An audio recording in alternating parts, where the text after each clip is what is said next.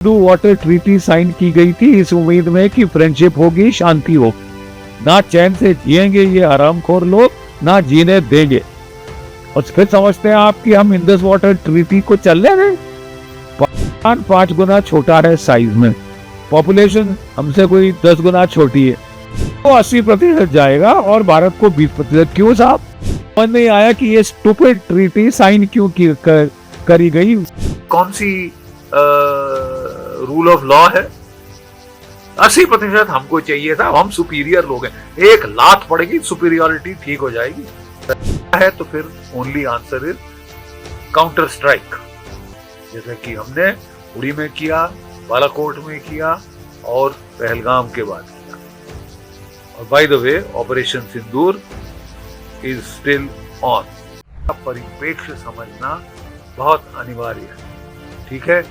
1956 में पंडित नेहरू ने ये ट्रीटी करी थी इस उम्मीद में कि हमारा मसलाए जो हैं, पाकिस्तान के मसलाए हैं, वो सब सॉल्व हो जाएंगे, वो दोस्ती हो जाएगी, ये हो जाएगा, कश्मीर डिस्प्यूट वगैरह सेटल हो जाएगी, क्योंकि हम इतनी उदारता दिखा रहे हैं। उदारता साहब कोई हद की होती है। जरा सिंधु वाटर ट्रीटी का बेसिक स्ट्रक्चर समझिए। 3 उत्तरी जो नदियां थी वो पाकिस्तान को दे दी, जो कि 80% बेसिन का वाटर लेके जाती। 80%। 3 नदियां जो सदर्न साइड की थी वो भारत को दी गई, जो कि 20% पानी लेके जाती। आप बेसिक इंबैलेंस समझ रहे हैं? पाकिस्तान 5 गुना छोटा है साइज में, पॉपुलेशन हमसे कोई 10 गुना छोटी है, उसको 80% जाएगा और भारत को 20%। क्यों साहब?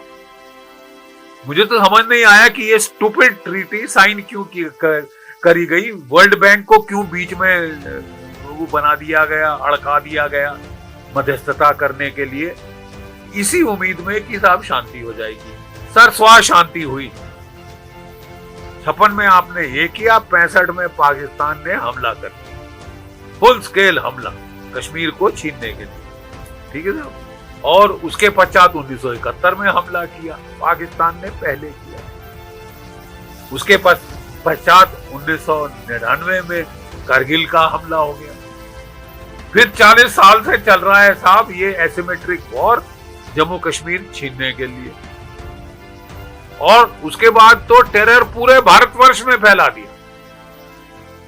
कभी 200 मार रहे हैं, कभी 160 मार रहे हैं, कभी ये।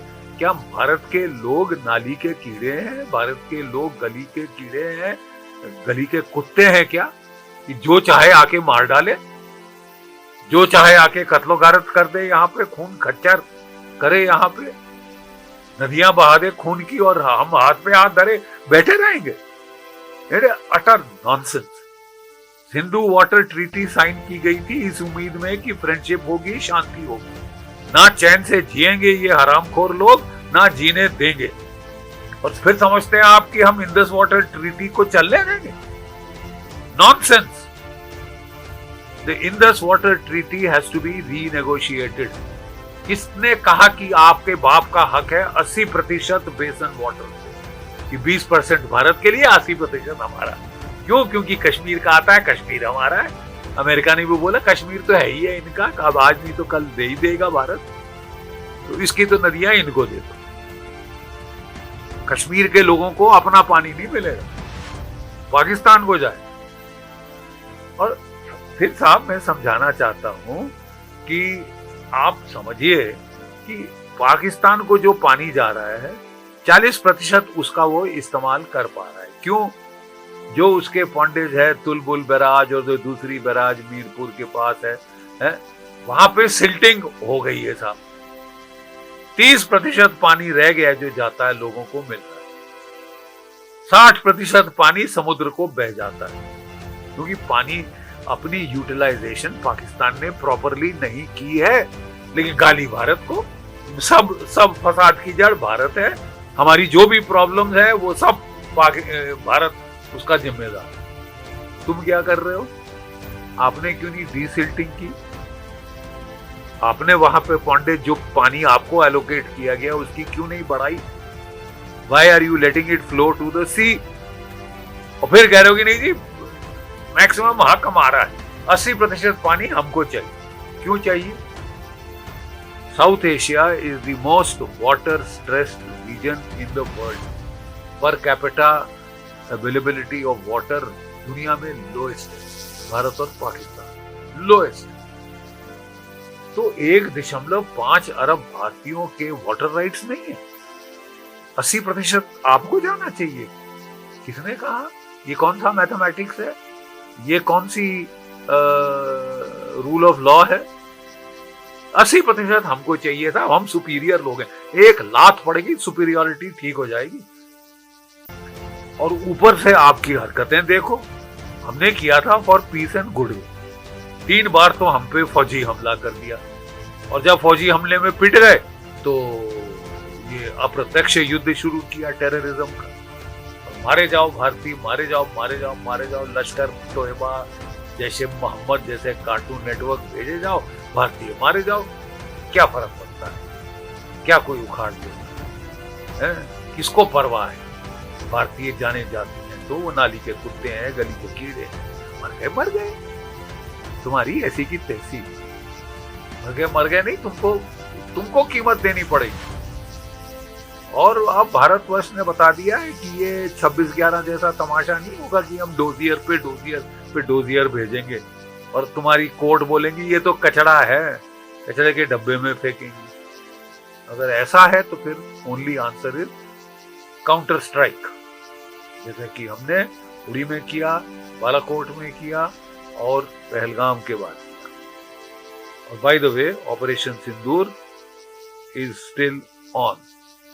आप चुलबुली दिखाओगे, बेवजह उंगल करोगे, जो फिर दोबारा शुरू की है, तमाशा शुरू कर दिया है, नाटक कर रहे हैं। Indus water treaty is in abeyance. It is in abeyance because of what? Your terror strikes. क्या आपने कोई हमको वर्बल रिटर्न एश्योरेंस दिया है कि आप टेररिज्म बंद करोगे? You will not repeat mass casualty terror strikes in India. करोगे तो पड़ेगी। We will not be reactive and defensive and do fire fighting on own side of the LCN border. हम बॉर्डर के पार जाके घर में घुस के मारेंगे। ये हमारे प्रधानमंत्री जी ने साफ कर दिया। नहीं समझ आया तो फिर अगली बार समझा देंगे। ऑपरेशन सिंदूर तो ट्रेलर था। आप पहले ये ठीक करिए, blood and water cannot flow together. खून और पानी इकट्ठा नहीं बह सकते। Terrorism and talks cannot go together. ये आपको समझा दिया। समझने वाले समझ गए हैं, ना समझे तो उनको पड़ेगी। ठीक है साहब। और इंडस वाटर ट्रीटी आपको रीनेगोशिएट करनी पड़ेगी भारत के साथ। कोई मध्यस्थता अमेरिका, वर्ल्ड बैंक, चैंग की नहीं अलाउड हो। Talk straight here, renegotiate the treaty. It is out of date. It is unjust, imbalanced. 80% basin का पानी तुमको, 20% भारत को। क्यों? तेरे बाप का राज है। तुम क्या हो? हेरन फॉक, सुपीरियर रेस कि 80% हमको आएगा, 20% भारत के लोगों को। कश्मीर के लोगों को भी, जिसकी तुम इतनी वकालत करने की कोशिश करते हो। और क्या कर रहे हो असली में? POK में जान माल खत्म कर रहे हो, कुत्तों की तरह मार रहे हो कश्मीरी, और नाटक कर रहे हो।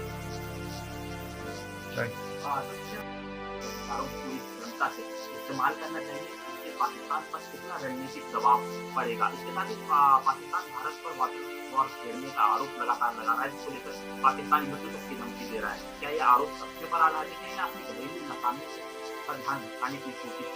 पाकिस्तान टूटने की कगार पे है। सुन लीजिए मौलाना फजलुर रहमान मुल्ला डीजल ने क्या कहा था। अबे आसिम मुनीर, वर्दी उतार, राज करना है पाकिस्तान पे तो इलेक्शन लड़, नंबर 1। तू हमें सिविलियंस को कह रहा है कि लश्कर खड़े करो, भारत से लड़ो, इंडस वाटर ट्रीटी के लिए, कश्मीर के लिए, फलाना ढमकाना। तेरे को वर्दी तूने पहनी, तनख्वाह तुझे मिलती है भारत पाकिस्तान को बचाने की, और तू हमारे ऊपर डाल रहा है। वो कह रहा है अभी तक तो भैया चल रहा था काम, अब बलूचिस्तान तो आजाद हो गया, उसने डिक्लेरेशन ऑफ इंडिपेंडेंस कर दी। खून की नदियां बह रही हैं पश्तूनख्वा और गदर मच गया है पीओके के अंदर। तो ये तेरे को टाइम मिला है भारत को उंगली देने का? वो बोलते हैं जब सियार की मौत आती है तो वो शहर की गीदड़ की जब मौत आती है ना तो वो शहर की तरफ भागता है पिट के मरने के लिए। अगर आपको मरना का डेथ विश है तो भारत को छेड़ो, भारत को उंगली दो, उंगली तोड़ देंगे, एक नहीं सारी। अंतर्राष्ट्रीय कानून के लिहाज से मजबूत स्थिति में है या कानूनी चुनौतियों का सामना करना पड़ता है? क्या अंतर्राष्ट्रीय समुदाय भारत की स्थिति को समझ रहा है कि आतंकवाद और सामान्य विपक्षी साथ साथ नहीं चल सकते? देखिए साहब, जो ट्रीटी का प्रीएम्बल था वो कहता था for friendship peace and goodwill. पहली चीज जो पाकिस्तान ने खत्म करी ट्रीटी का पानी हजम करने के बाद 80% was friendship peace and goodwill. मिलिया मेट का सवा सत्यानाश कर दिया जो शांति थी। 65 में हमला किया, 71 में हमला किया, कारगिल में हमला किया, ठीक है। उसके बाद 40 साल से अप्रत्यक्ष युद्ध छेड़ा हुआ है भारत के खिलाफ, एसिमेट्रिक वॉर, टेररिज्म। फिर बोले कि टॉक करो, बात करो।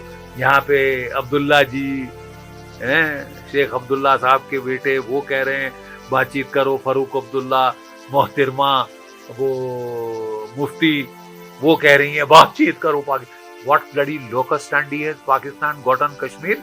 महाराजा हरि सिंह ने सब कुछ बाई ट्रीटी जो इंस्ट्रूमेंट ऑफ एक्सेशन था सब भारत को दे दिया था लीगली। सारा जम्मू कश्मीर इंक्लूडिंग गिलगिट बाल्टिस्तान पीओके हमारा है। पीरियड, खत्म बात। और हमने 370 एब्रोगेट करके बता दिया है खबरदार बकवास भी मत करो। कश्मीर हमारा था, हमारा है। 10,000 साल बाद भी भारत का परचम शान से वहां लहरा रहा है। एप्रोपोस